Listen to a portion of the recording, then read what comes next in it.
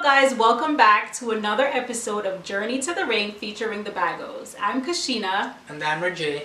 And together we will answer your questions about anything relating to your single season. So whether the weight of waiting, dealing with the counterfeit, dealing with soul ties, your struggles with lust, whatever it is that you're struggling with or whatever it is that we can encourage you with, please send those questions to us and we will respond to those questions on this platform. We only ask that you keep your questions short and sweet. So the email address will be listed in the description box. But before we even begin this question, babe, if you don't mind, I would like to invite all my beautiful ladies to the Discerning Your Spouse course, a blueprint to date with clarity and confidence. And this program is for any woman who desires to leave a marital legacy here on this earth. Right? And in this program, I will teach you ladies how to shift your mindset so you can be in position to attract your person of promise and also identify who this person is.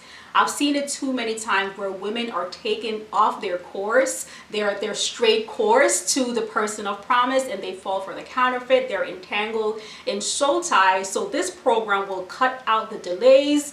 This program will keep you laser focused until you get to the altar. And as I said, if I have to hold your hands to get there, I will hold your hand. So this is an amazing program, and I'm asking all my beautiful ladies to join me. We start on November 5th and registration ends October 29th. So for more details on the program, you can click the link in the description box to learn more or to register. So this question that we have is from one of our dear subscribers, and the question says, "Hi, my question for you guys is, how did you deal with hormones during the waiting season?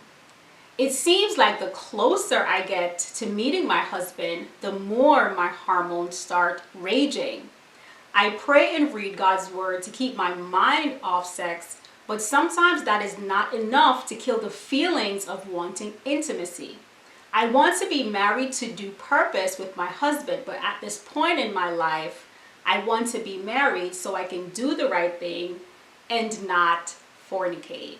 So my dear sister, I want to thank you so much for submitting your question. And of course, we'll answer this question to the best of our ability. So my dear sister, let me just encourage you.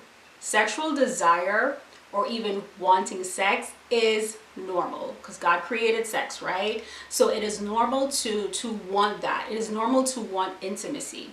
But first, I would encourage you to strengthen your relationship with God, because only He can give you the grace and the strength and the momentum to walk in purity. And I know you said in your question that you spend time reading the Word, but let me tell you, you can have somebody who know the word, who have read the word 1,000 times over, but they have no power. So it's not really reading the word that will kill that desire, is your relationship with God that will subdue that desire. So the desire in and of itself, it's not bad, right? But we always want to make sure that we have those desires under subjection so we don't fall to sin. What I want to encourage you here, my dear sister, is that when you have a relationship with God and when your relationship is growing, you do not want to hurt God, right? You wouldn't want to hurt the person that you love. So as you're developing your relationship with Christ, you're growing more in love with Him. So even though you have this desire, your love for God outweighs your wanting to sin to the point where you're like, you know what, even though I feel this way, I am not going to do it, right? I'm not going to put myself in position to hurt God because I love Him so much. That is what relationship does. So I would encourage you to strengthen, to deepen your relationship with God, because from that relationship, you will get the strength and the endurance to follow through. I'm also going to share this story before you add something, babe. When I was fresh out of the world, I mean, just saved. As a matter of fact, I wasn't just saved, but I just rekindled my relationship with God. So this was me just entering into my single season, hoping to walk in purity. And I remember I was so honest with God, I think month 2 of my abstinent journey. And I said to the Lord, God, I am weak in this area. I need your strength because my body wants that. Like my body feels like it needs this thing. So I need your strength, right? But when I was fresh off the streets and really just starting to walk with God, my relationship with God wasn't as strong. You see what I'm saying? It wasn't as strong. So that's why that desire was so heavy. But as I grew into relationship with God, he gave me the strength to continue. And I'm also reminded of a scripture that says, if we walk by the Spirit, we will not gratify the desires of the flesh. So you have to make sure that the Spirit, you're always walking by the Spirit, because the Spirit and the flesh, they're always in constant war and conflict. And only one could govern your life. Only one could be the head of your life. And sometimes that's just an honest conversation. God, I need your strength.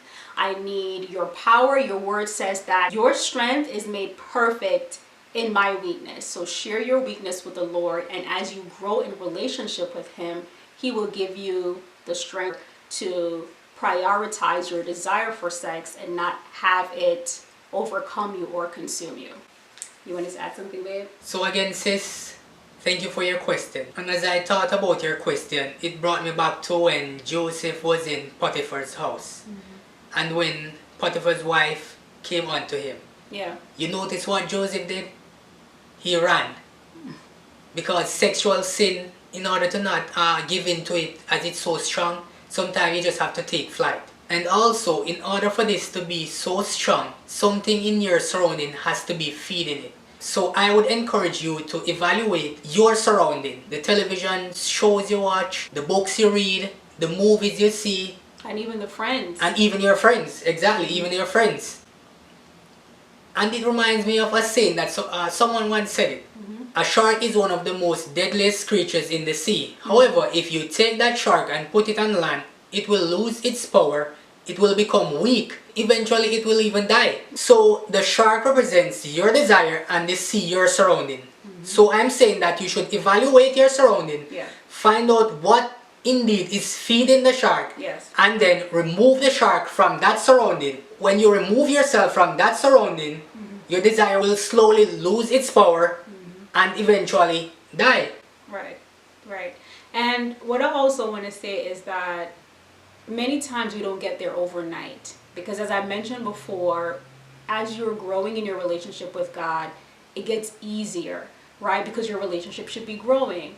And as you grow, God will continue to give you strength. He will continue to give you the grace so you can run that race. So we're not saying the desire in and of itself is the bad thing, but we just have to make sure that the desire is never strong enough to lead you into fornication.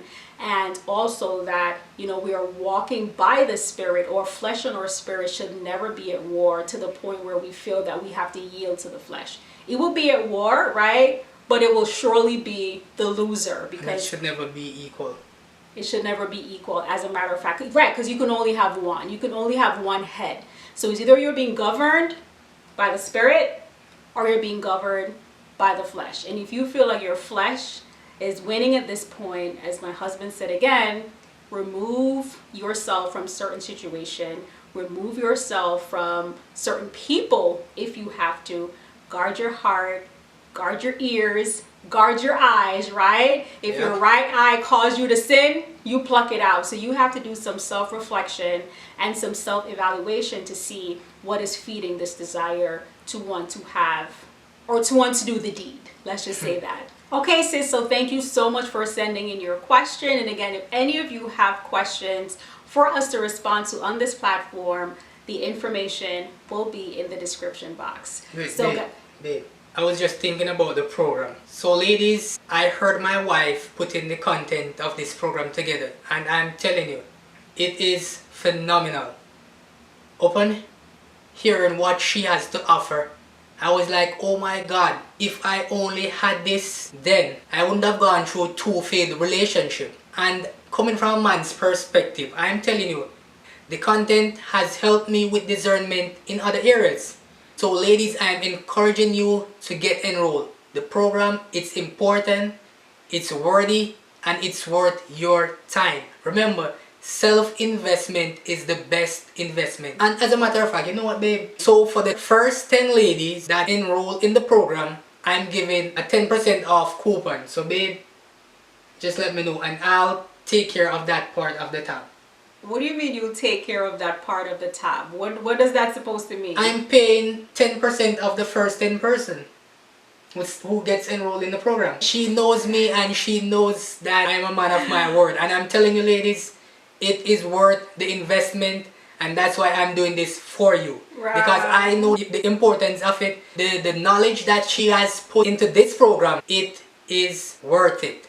So please, again, go and get enrolled in the program. And remember ladies, the first 10 will get the 10% coupon on me. Okay guys, alright guys, so I'm holding him accountable to his word, and thank you so much for your generosity. Even just to speak on the program, if I had that blueprint when I was dating, I would have been so much better off. I would have been laser focused until I met my husband. But now I embrace why I went through the bumps and the bruises and the scars and the traumas, because then I can just help other people to, you know, just to get rid of that and just to walk in peace and clarity, knowing that not only will you identify the person who God has for you, but you will always be in position, you will always be prepared, you will always be ready, and you will never fall for the fake or for the counterfeit. You will never be deceived in this area. And again, that is something that I wish I had when I was in my season for singleness. So enrollment is now open. Thank you, babe, for being so generous to offer this coupon to your YouTube family. So guys, again, thank you so much for watching Beauty for Ashes. Thank you so much for watching another episode of Journey to the Ring, and we will see you guys in our next video. Bye.